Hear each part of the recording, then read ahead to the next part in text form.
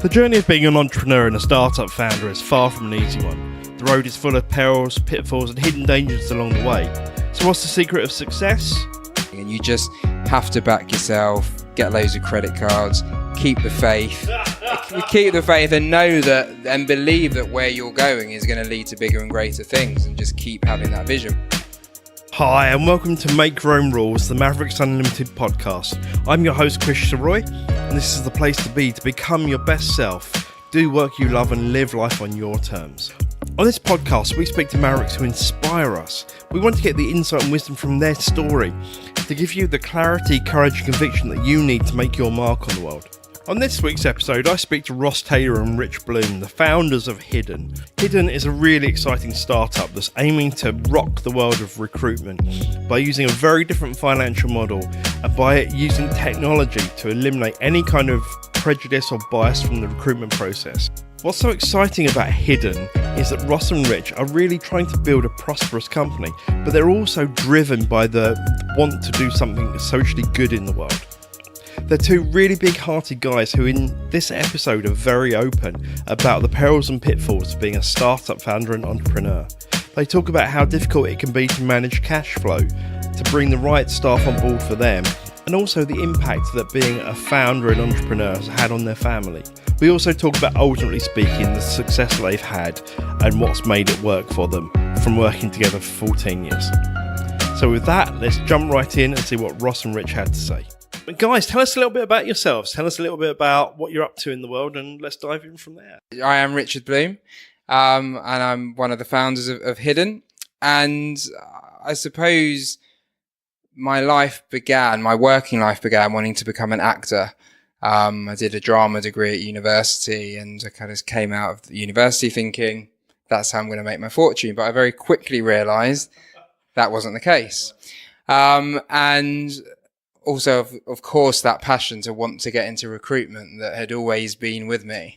But I think, like a lot of people, I fell into recruitment, but was very adamant at the point where I got into it that I wanted to do something in a space that I felt would be very interesting and kind of appealed to the type of market that I have a passion for. So it was always around the kind of creative and media space.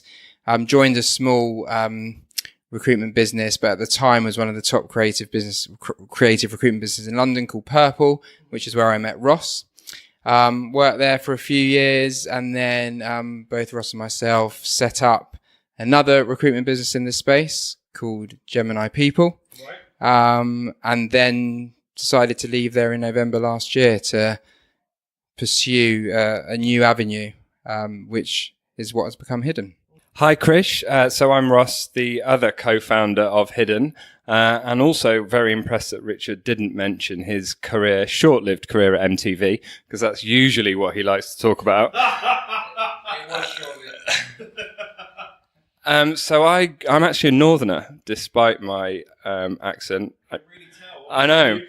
So I grew up in Manchester, and then went travelling to seek fame and fortune, and ended up away for a year and a half, and came back from there with no real ambition, some neon paint on me and some camo shorts, and kind of not really sure where I was going or what I was doing with myself.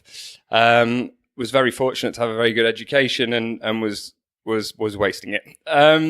So I came to London and thought, I know I'll work in events, that will be cool. So I went to interview for an events job. But little did I know I was actually just registering with a recruiter.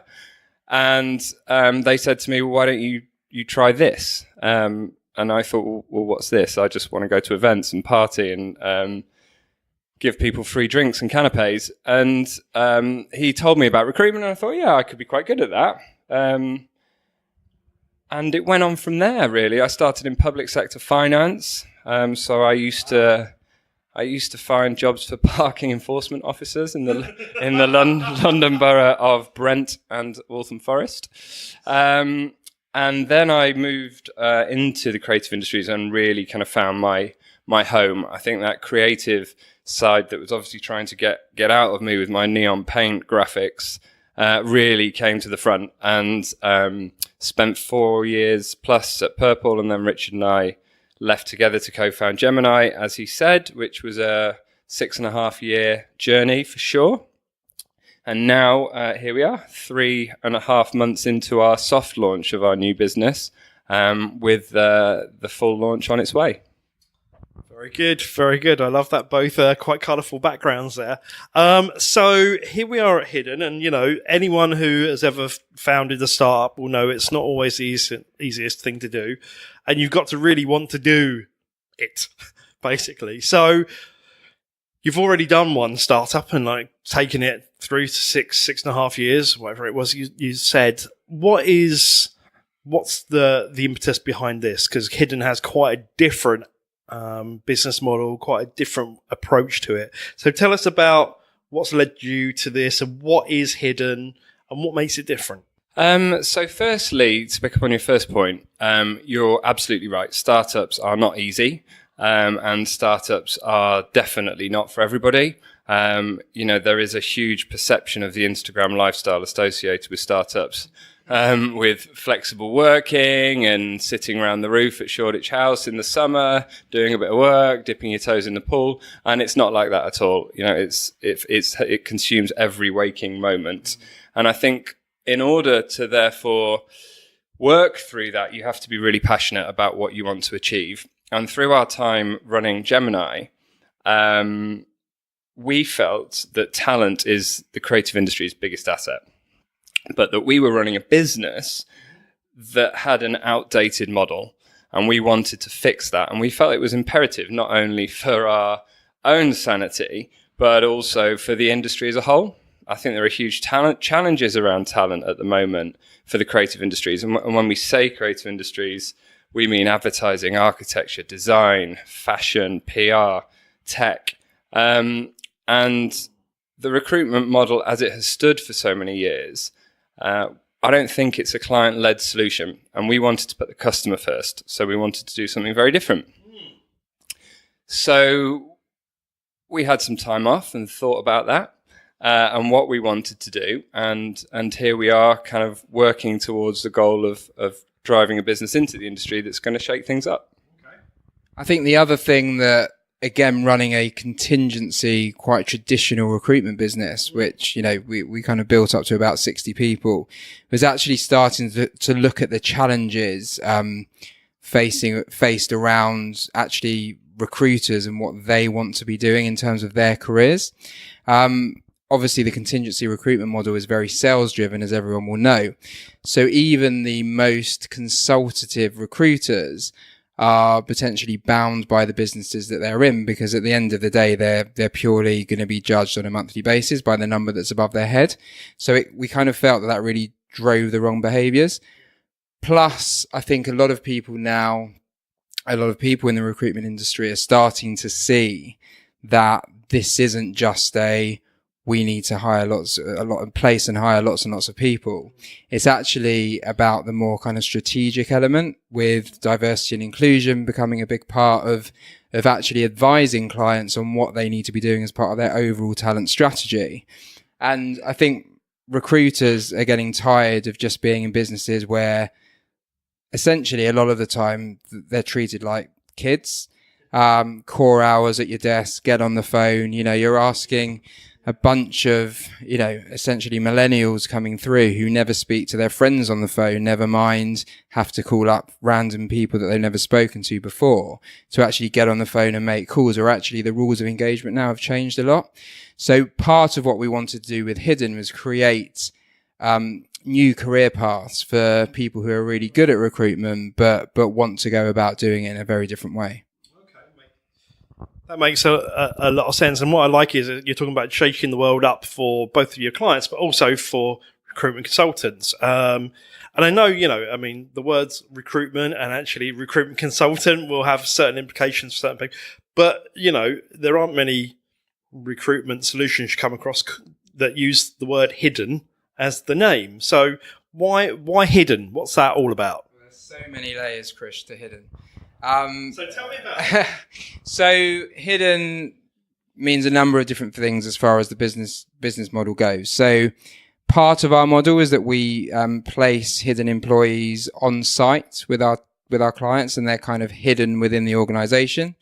Part of our model is that we have a bias-free gateway from a digital platform perspective. So our candidates are actually, their names are removed when submitted for roles. Their hidden profiles will give them a random color and a random avatar to help distinguish them in the submission process. So our candidates themselves are hidden. We also, around the whole sort of continuing on the theme of diversity and inclusion, want to go out there and start looking in hidden talent pools. So we spoke a bit earlier about the fact that there's a real issue in the industry of hiring managers and employers talking about a talent shortage. And actually, if you look in the right places, there are some really talented people that, for whatever reason, are blocked from getting into any industry, but in particular, the kind of creative, digital and tech space. So we wanted to address that. So anything else that goes along with hidden? Well, you won't be surprised to hear it goes on further than that. I expect nothing else from you, Ross. And for me, it's kind of the deeper reason, actually, which is we wanted to enable some real social and cultural change in the industry. And as a traditional recruiter, when you're trying to drive different behaviors particularly around diversity and inclusion, you often get asked to sponsor an event or pay for the bar tab. You never really are able to get deep into the talent acquisition process and start to influence businesses around the type of people they're bringing into their organizations. And because we're placing people, including ourselves, inside organizations as talent consultants, we can start to influence change. And for me, when something is hidden, you know it's there, but you don't know how to find it. And for me, that is the solution currently to the diversity and inclusion challenges in the industry. People are well aware that these problems are there, but I don't think there's lots of pockets of great things going on, but overall, for full inclusion and intersectionality, I don't think anybody has found that solution. So for us, it's about empowering businesses to have a different approach to talent. Love that. Absolutely love that. And, you've both mentioned diversity and inclusion quite a lot here. And I want to dig into your reasons behind, what drives you personally to kind of look at that as an issue in a second. But from your careers, we hear the words diversity and inclusion a lot, and a lot of people kind of see that as a, something to, pay lip service to, or, have we got the right quota of people or that kind of thing. From your point of view as experts in the field, what is the real impact of some of the diversity and inclusion issues that you're seeing in businesses? I think, one thing you mentioned there was quotas, actually, and people driving towards that. And I do think there's lots of debate around that and whether that should exist. And for me, my personal view is if things aren't measured, things don't change. So we do encourage organizations to start to think about that. So that's the first thing. But the industry as a whole, I think, has a big problem that the agencies, particularly creative agencies or even product developers and businesses that are innovating, aren't reflecting the consumer. And their thought process in creation is influenced by the biases of the people in the room. And if everybody's from the same place with the same biases, they get the same thought and the same idea. So for us, the broader challenge is around bringing different people into the organization so the output can change and the campaigns and the products being developed can reflect the consumer audience, which I think is in an industry that's being pressured around procurement and an industry that's finding its feet against the Googles and Amazons and Facebooks of the world. It's really important that it's an output-led industry and that the quality of that work reflects the type of work that consumers want to see. Yeah, and I also think that there's a lot of tokenism that happens within the whole kind of diversity and inclusion space at the moment, and organizations almost see it as a box ticking exercise. They know it's a big issue. They know things have got to change. But if we just set up something over here, a group that deals with I don't know, one particular part of the diversity and inclusion puzzle, then we'll be all right because we're kind of doing something. And obviously this isn't going to change overnight, but getting to the point where there's real kind of intersectionality within any diversity and inclusion project or whatever it might be, is the place where it needs to get to, because it's really blocking the hiring of some really, really talented people in the space.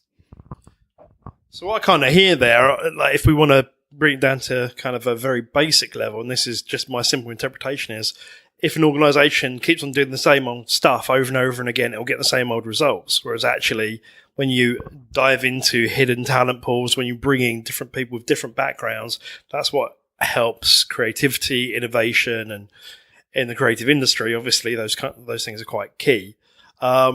So looking at the fact that you're doing this startup that is essentially going to could potentially radically change the way things are done in terms of talent acquisition and all that kind of thing, you've chosen to kind of have this social kind of impetus to it as well. What is it within the two of you personally that makes you, give a crap about that? Because that's a really personal thing. And, there aren't many people in your, in the talent acquisition world who would necessarily go after that as a primary thing, because you've built it into your business model as well. So tell us about that, your personal drive.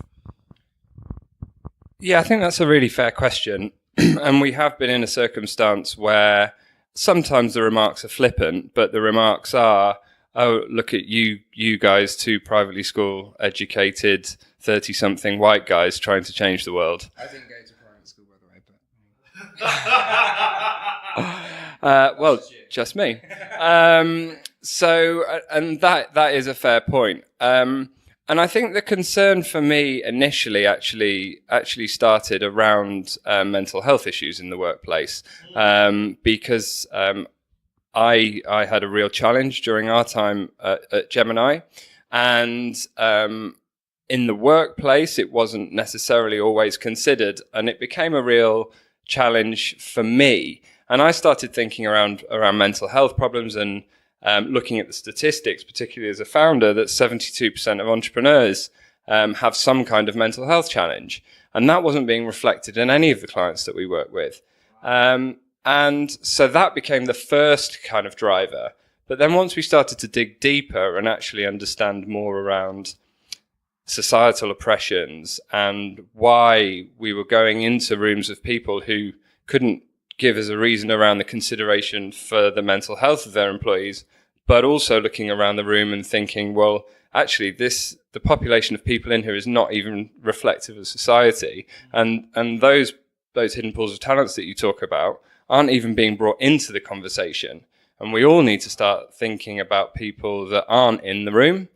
And so for us, and for me personally, it became quite an emotional project and quite an emotional... I became emotionally engaged in wanting to drive some difference because I'd had my own experience. And once you get to our age, most people have been through something. But I think when that happens to you, it's what you do with that experience. And for me, it's a deep motivation to want to try and deliver a business that can leave a legacy. There's a commercial impact of what we're doing. Of course there is. But actually, if we can look back and have shifted the dial across the creative industries, then that'll be something that we can be really proud of.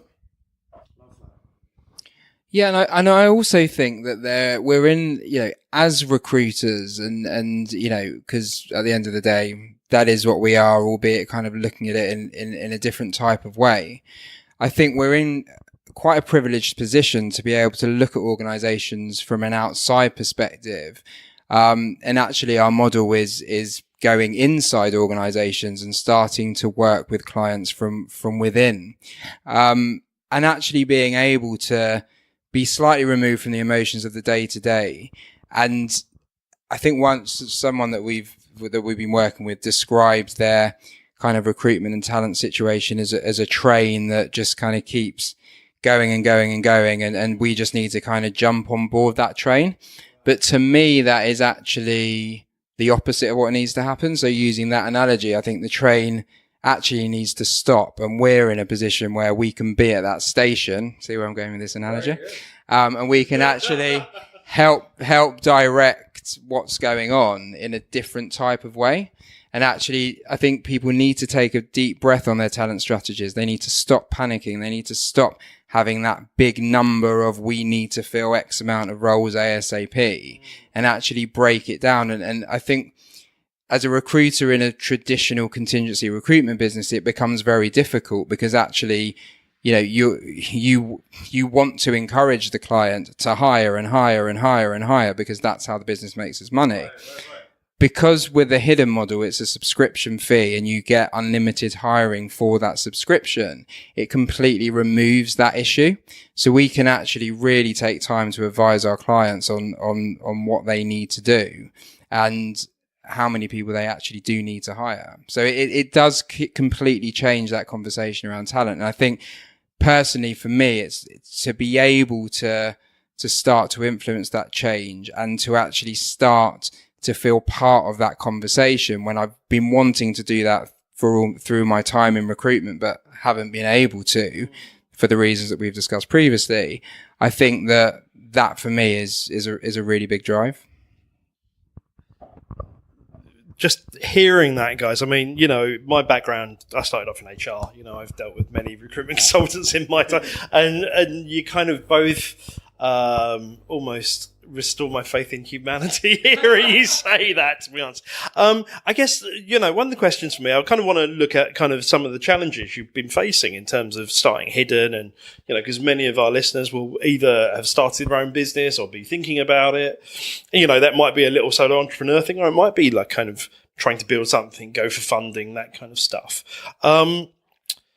Given that there is a prevailing model that most organisations work to, the contingency model, what have been the challenges in your soft launch of bringing organisations on board? What do you anticipate being your way of kind of shifting perception so that people will try something new? Because most organisations are pretty conservative, or, as you've said before, they don't really have the time to even stop and think that there might be an alternative. Yeah, you're absolutely right. What we're trying to do is change behaviours and change habits. And that can be a really difficult process, particularly in larger organisations where there are multiple stakeholders. There are perhaps even parent companies that approvals have to go through. And people have been doing the same thing and have their relationships that they've had for a long time. And we're trying to disrupt all of that. And as you said, you know, if you keep doing the same thing, you'll get the same results, and those results are not working. You know, talent is the creative industry's biggest asset, and it should be at the top of every CEO's agenda in terms of the strategy around attraction and retention. And we want to offer a different solution, and that being able to shift that mindset to actually, we do need to look at this a different way, is a slower process, absolutely, and that is a challenge. Sometimes we go and talk to leaders, and they totally get it. And as you said a minute ago, we feel like we've restored some faith, which is great to hear, and thank you. But also that means that your faith must have been lost at some point as an HR professional, and we do also get that a lot. So people are resistant to change, but at least the door's open. In that there is a want for something different. We just have to convince them that what we're offering is right. Yeah. This will be the joy of the editing process, right? So in this kind of situation, you're on your second startup, you've worked together for 14 years. What are the pros and cons of, or the challenges and strengths of having such a long established founder relationship?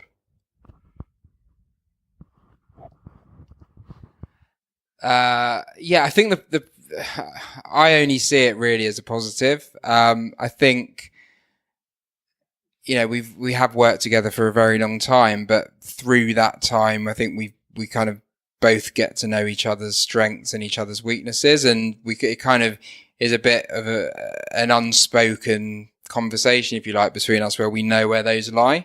But I think we also have the ability in kind of the positions that we've held and what we're doing with Hidden now, where we can also kind of replicate each other's strengths, but we might not be as strong as that person. If do you see what I'm saying with that? So we can both do the same, but we also have some very different strengths as well, which I think can work really well together. So what would you say your strengths are, and what would you say Ross's strengths are? And I'm going to ask the question opposite in a second. So what I think my strengths are is, I do think I'm a bit of an all-rounder, but I think when it comes to it, I can be pretty grounded, as I think is an observation that you made before. And yes, you have to throw a bit of caution to the wind. In fact, probably a lot of caution to the wind when you're doing a startup model, and particularly when we're doing something very different. But I think I can be grounded. I can take things back a couple of steps before we actually action things, just to make sure everything's considered. So probably on the more, I would say, kind of operational stuff in the detail, I would say that plays to my strength. And I also think if I'm in front of the right clients, having the right type of conversations, then that can also be a strength of mine in terms of the kind of advisory side. Makes sense. And what would you say Ross's strengths are? Ross is great at being out there, networking, talking to people, selling the vision, and also, I think delivering on that vision as well. So yes, kind of very much just love networking a hell of a lot more than me. Going back to the neon paint and camo shorts that you mentioned earlier, but I think it is, and one that you can regularly see. Actually, I don't think it's. But doing that, but having that whole side, but also I think as we've worked together, as I said before, kind of over the years, that we both try and continually push each other in the areas that perhaps we aren't as strong at. So, for example, there's a contract that we need to look at the moment, and I'm pushing Ross to have a look at that with me. He'll push me to have some of the maybe more commercial conversations that perhaps in the past I would have shied away from. So that actually helps us kind of upskill each other as well. Cool. And just to be really clear, Mavericks, I saw this process of Rich trying to get Ross to look at the contract, and it was painful. So same question to you, Ross. What are your strengths, and what do you see as Rich's strengths? And are there any cons to having worked together for such a long time? I think to make the first point and just elaborate on that, it used to be that I would cause chaos and Richard would clean it up. And that was when we were young, right back at the start. Now what that's matured into the kind of networking and the sales and the keeping the business in the future versus the implementation and actually delivering on projects that we win and making our quite bold statements that we're making to clients a reality. Because particularly around the very important topics that we're discussing and the changes that we're trying to make, we do want to deliver results, and our business will quite quickly fall if we tell a great story, win some clients, and then churn them. And that word will spread pretty quickly. So Richard's input is invaluable in bringing the whole business with it once I'm out there having those conversations. And his ability to interpret what I'm saying and bring everybody on the journey with me. Because I absolutely have a weakness that my head's in the future. And a contract being an example, we're in the process of winning the client. Great, I'm thinking about winning the next one.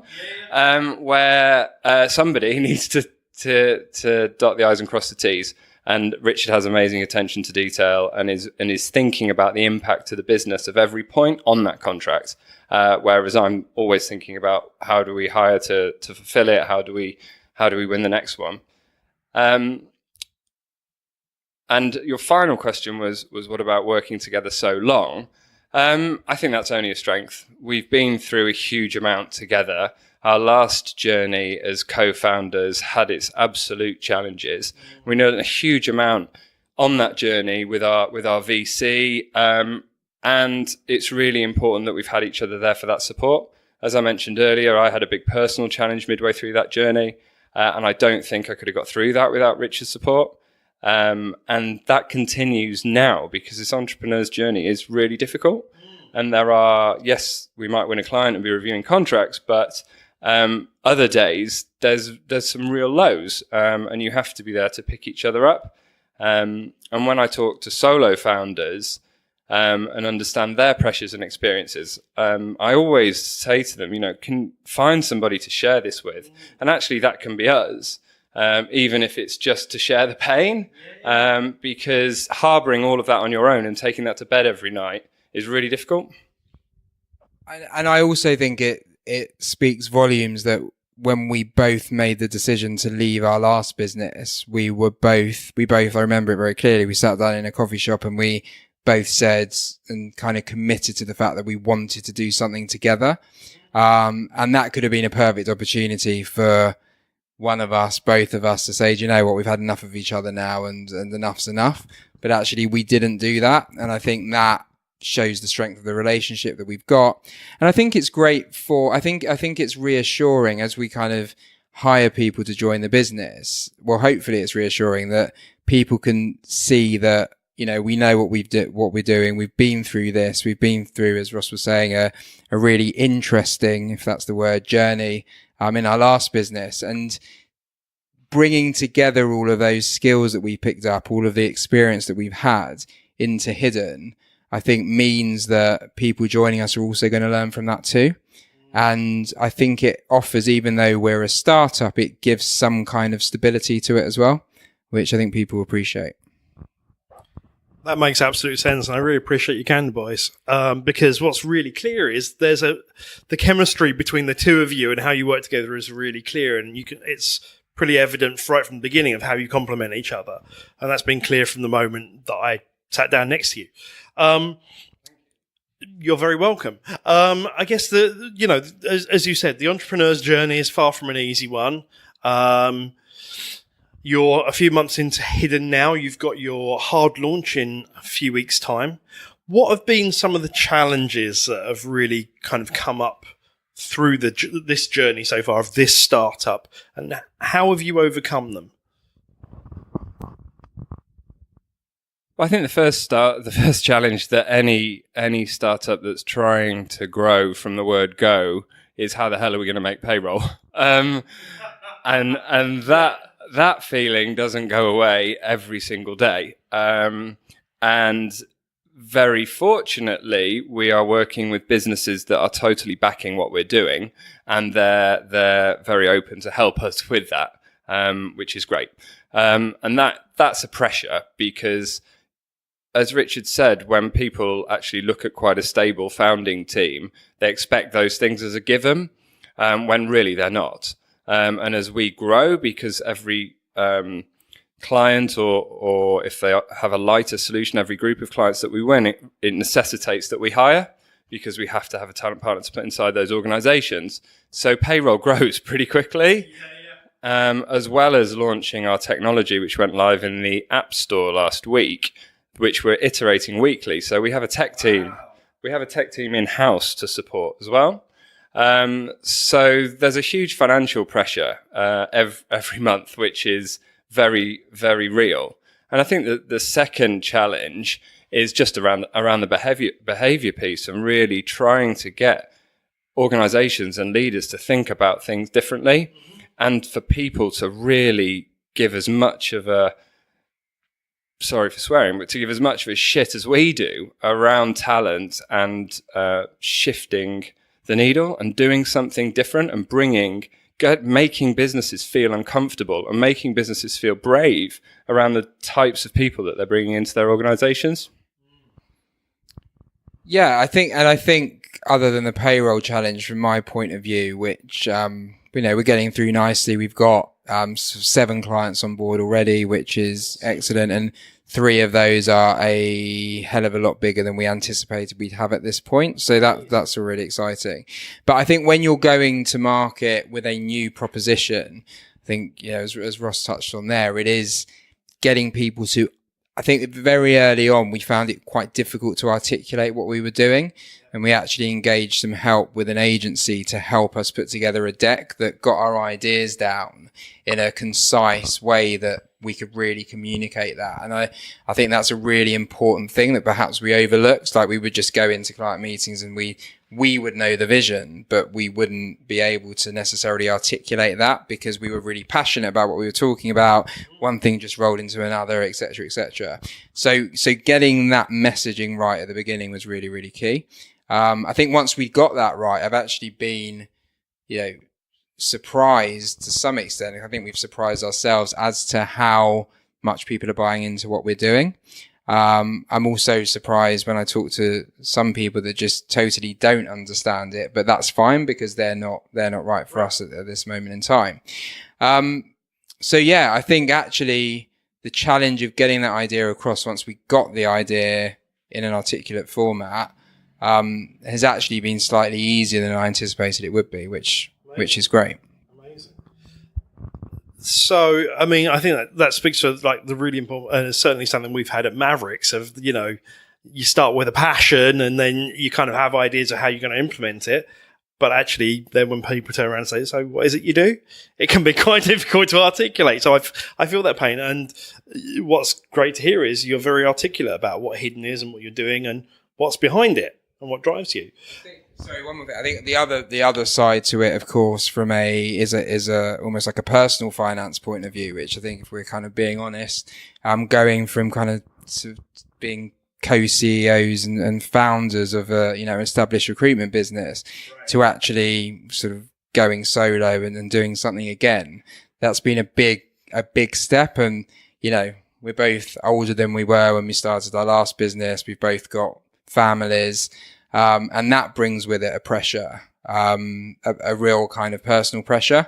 And we're lucky to both have really supportive families, and that's great. But it is definitely a challenge. So you make an awesome point there, actually, because I mean, that's the thing in front of a lot of our listeners. It's that want to either step out of a mainstream job or to grow a business, but it involves risk, and especially when, as you say, we're of a certain age where families are involved and probably children and commitments. Finances can be a pressure. So, given that you're, as you just said, it's still an issue for you. How do you navigate that territory, and how do you? Well, so how do you remortgage it? But how do you navigate that with your families as well, and kind of keep that safe? I think the support of your families becomes invaluable. We are really lucky to have both have wives that are totally behind this, and they keep in touch because we've known each other so long, and I think they saw our pain at times in our last business journey, and they saw the struggles, and they saw, I think, the fire go behind our eyes. And when you come home and you're not in a good place, that obviously affects the home dynamic as well. And I think they are both completely behind us wanting to follow our dream, and they can see the passion around what we're trying to create, and so are totally supportive with that. And it does create pressure, absolutely. And that's why I think entrepreneurship isn't for everybody, because you have to shift your lifestyle completely. We were a 14 million turnover business, and it was a great place running that. And the role becomes around, as a co-CEO, becomes around keeping your clients happy, winning new clients. And you behave in a certain way, and you hang out in certain places, and all of that has to change. And it's a lifestyle shift. But I think the best thing you can do around that is to have really open and honest conversations with each other and at home, and that support is then completely reciprocated. Yeah, and I think that's a really good point, as well as the financial side. It's the psychology of it as well. You know, you kind of go from as Ross said, you know, the privileges of being part of a bigger established business in a very senior role, running it. And then sort of psychologically, how does that impact you to not perhaps be able to buy your daughter that present that you would have bought her, or whatever it might be? And I think a lot of that is around you just I suppose, having to back yourself and have that inner belief. And it goes back to our point of working together. I think that, you know, we're able to drive each other on and psychologically pick each other up. And actually, I think, you know, you often speak to people when you've set up a new business and they go, yeah, God, it must be exhausting. It must be really tiring. And yes, of course, you know, it does. It's all, you know, it's all a thing. It's all consuming. It's all you think about.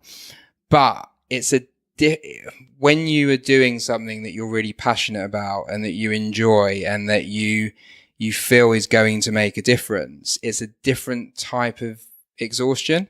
Compared to the going home, you know, when you're in a bad place because you're just frustrated because you can't get a business where you want to get it to, and through not necessarily any control from, you know, any control that or anything in your power.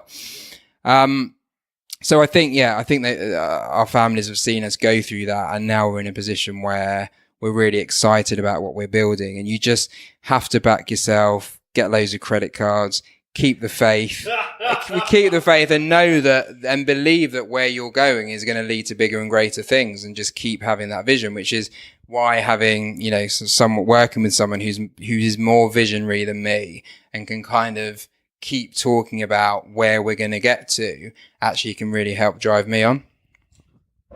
I love that. And that's you made a couple of really nice distinctions in there. And I think, you know, just it's a very honest conversation to have, because this is like one of those hidden conversations about entrepreneurship that we all have, but not many people talk about. And the point you just made about, you know, can I buy this toy for my daughter or whatever, that's about as real as it gets, isn't it, really?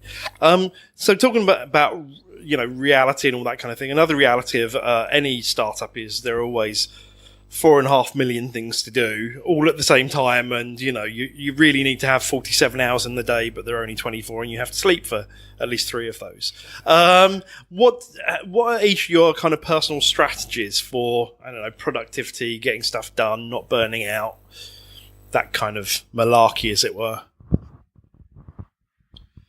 For me, the not burning out is driven by physical exercise, which sounds counterintuitive, because when you're tired, why would you put your body through that? Surely you should rest. But actually, for me, that's 45 minutes to an hour of complete mental space where you think about nothing else, whether it's the boxing pads, whether it's the cross trainer, or whether it's weights, and just being in that environment. And all of the kind of endorphins that brings with it, and the clarity, you're far more productive. And I think anybody that works for us, work-life balance is really, really important. We're totally on board with that. We don't have any fixed work hours. We're not even hugely bothered about where people are. You know, we empower people to have, and we have the trust in our employees that they will get what they need to done, and they can manage their own time. We're completely against presenteeism, and I think all of that is really important. But when it comes to tasks, you know, I've read lots of books and tried to work in different ways. But I'm a fan of a to-do list every evening before I go to bed. I have in a bit of an old school way, a pad and pen by my bed to turn my brain off and write things down. I use an app to get me to sleep every night because my brain needs to shut down. So I have a sleep story. This is really opening up every night. Which there's one on GDPR. There's one on the rules of cricket. You can really kind of take some stuff from that. Anything on GDPR. Yeah. Jesus Christ. And I think those little things that you can do to kind of adjust and switch off is so important, because you need rest. Yeah. You're right. You can find yourself working 21 hours a day, but the quality of your work drops. And we're really, really on board with balance, and working with actually VaynerMedia as a client who you had Claude, their chief heart officer, on one of your earlier podcasts is fantastic, because I'm learning lessons from them and from Claude, and the way that Claude communicates across all the 750 people that work here around how you can be your best self. And all of that is really, really important to find balance. Yeah, I think the balance point is a really key one. And actually, I sat down with somebody once who drew, it was almost like a pie chart on a bit of paper, because I think one thing that I used to be really, really bad at was just letting work absorb me so much that it's all I thought about. It really shaped my behavior when I was going home. And somebody just sat down with me once and drew a pie chart, and it's something that really has resonated with me actually around, dividing up like what your priorities are kind of in your life, and then looking at another one alongside that about the reality of where you're actually spending your time on a daily and weekly basis. And when I did that, I realized it was a real visual representation for me of how much time I just spent thinking about work, and how much it absorbed me, when actually my priorities were my family. Because, I think we're both of the mindset family always comes first. And yes, obviously the business is highly important to us, but you can't get anywhere without your family and friends. So I think that having that picture in my mind is something that has stayed with me a lot, and I often kind of almost check myself on a daily basis where I feel I'm kind of tipping over that, where I kind of put that parameter in my life to say, right, if you start to go over that and work starting to take up that much space within the diagram, you've got to kind of take a step back. I also think physical exercise is something that I've definitely kind of, since we've set Hidden Up, thrown myself into, which I wasn't doing before. That is, although we don't go to the same gym and we're quite competitive about that. But I make sure that I go to the gym and I'm really strict, and I put it in my diary at least 2 lunchtimes a week, and just make sure that whatever else I'm doing, I do it kind of around that and start to prioritize that and block that out, because it does make a huge difference to the way you think and how you can go about making yourself actually more productive. And again, as Ross says, we really want to encourage that in the people that work for us. We want them to be working for a place where they feel free and they don't have that kind of awful, and I've been there before, that kind of trapped feeling of, God, I've got these set hours within a day that I have to work. And I just don't think that it inspires people and you get the best out of them that way.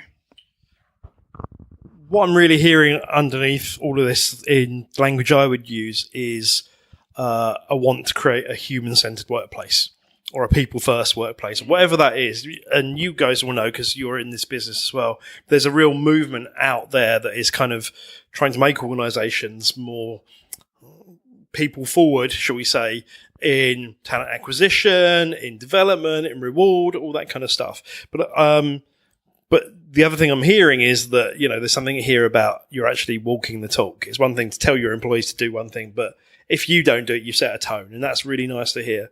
And you mentioned Claude in there, who is another one of the members of our little tribe, as it were.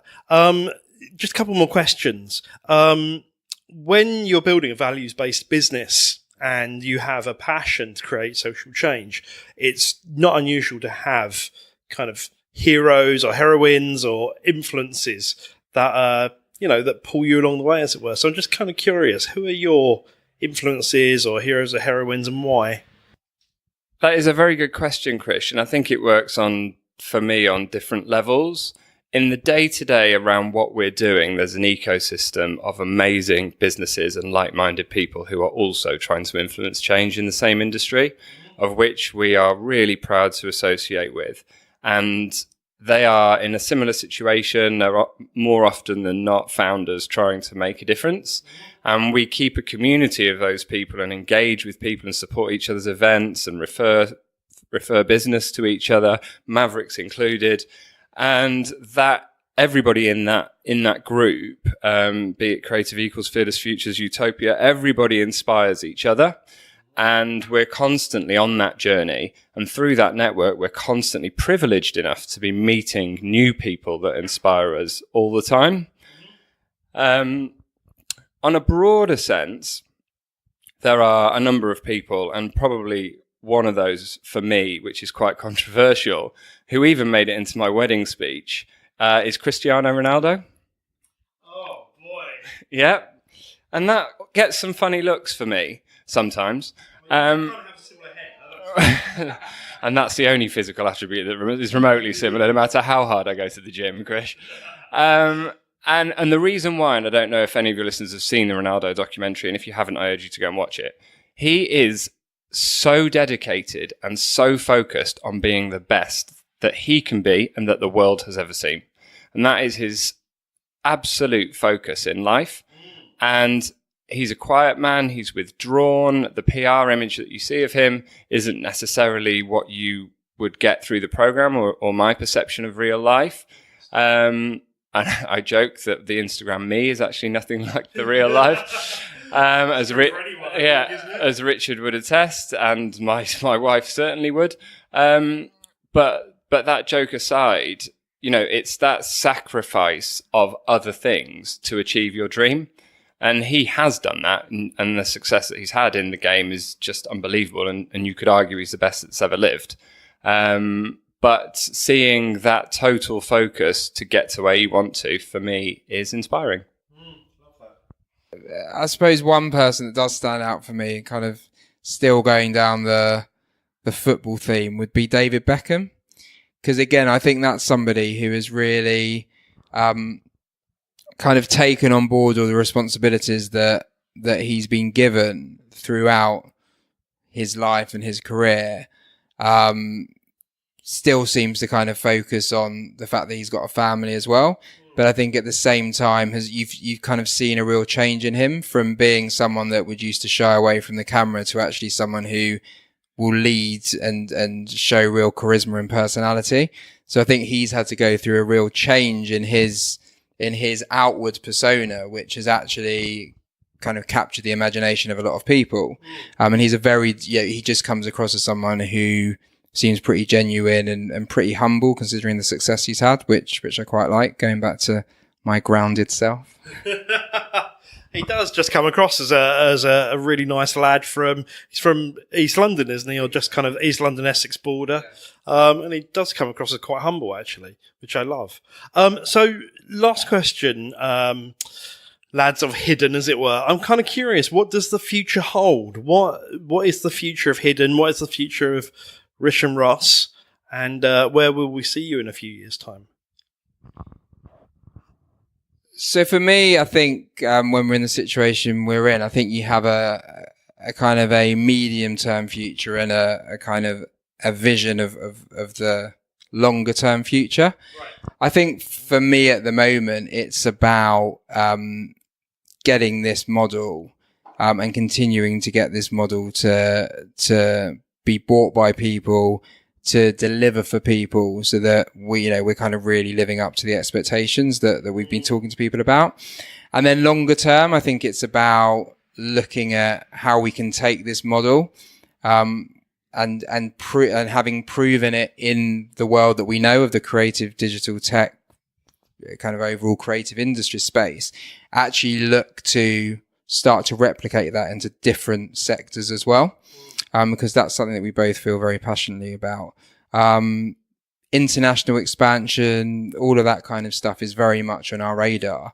But we need to make sure that we get this right and that we can deliver a great solution. For me, there's kind of two quite clear goals to stick with: the short term and long term. The short term is to fix an outdated recruitment model in an industry that is desperately in need. The long-term goal is to change recruitment globally forever. It's a nice big bold statement from a big bold visionary person. That's what I love. So where can people find out about what you're up to?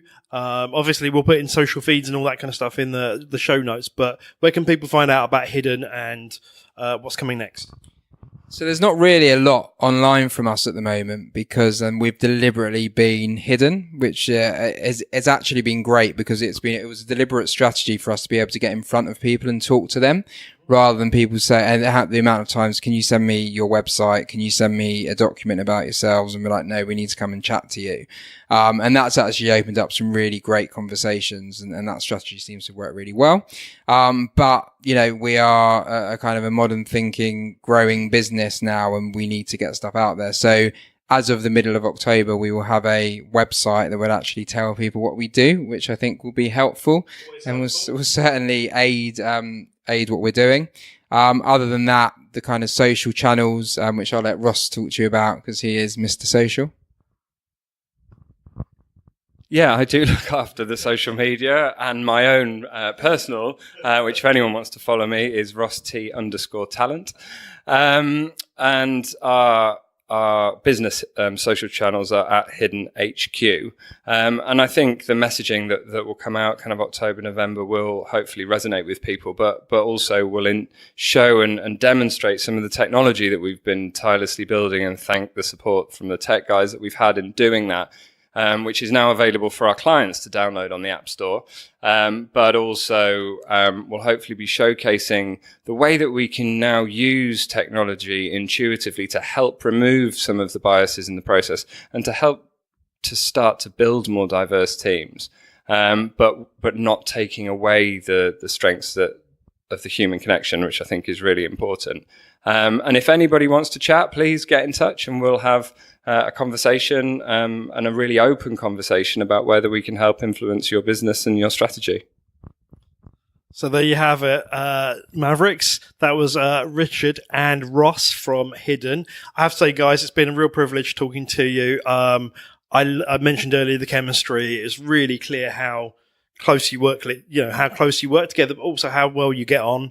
And I love the vision that you have. So good luck with it all. Obviously, we'll stay close. You did mention earlier others in the network as well. We're speaking to Hannah from Fearless Futures in a couple of weeks. So there you go. So Mavericks, thanks for listening in. We'll speak to you on the Mavericks podcast next time. Bye for now. So what were your main takeaways from that interview? I think for me, the three main takeaways were these. Number one, that there really is a strategic business case for diversity and inclusion. So many businesses pay lip service to it, but really, if you keep on doing the same thing over and over again, you'll keep on getting the same results. And diversity and inclusion really is a key to innovation and creativity. The second insight for me was really around being able to clearly articulate what your business is doing from the earliest opportunity. So many purpose-driven organisations and entrepreneurs basically just follow their passion and kind of get there eventually. But it's really important to be able to articulate very early on what you're about, what you're doing, and what value you create.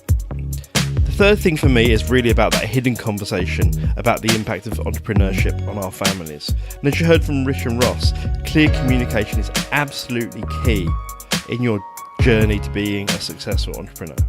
So those were my key takeaways, but I'm really keen to hear what yours are. So leave a comment over on the podcast page at mavericsunlimited.com and let us know what your key learnings were. Finally, if you're a maverick, an entrepreneur or a leader who really is keen to live life on your own terms and make your own rules, be sure to head over to Mavericks Unlimited and sign up for our free ebook. It's called Superpowers Aren't Just for Superheroes. It's all about how to create life on your own terms using your signature strengths. With that, thanks for listening in and we'll see you on the next podcast. Bye for now.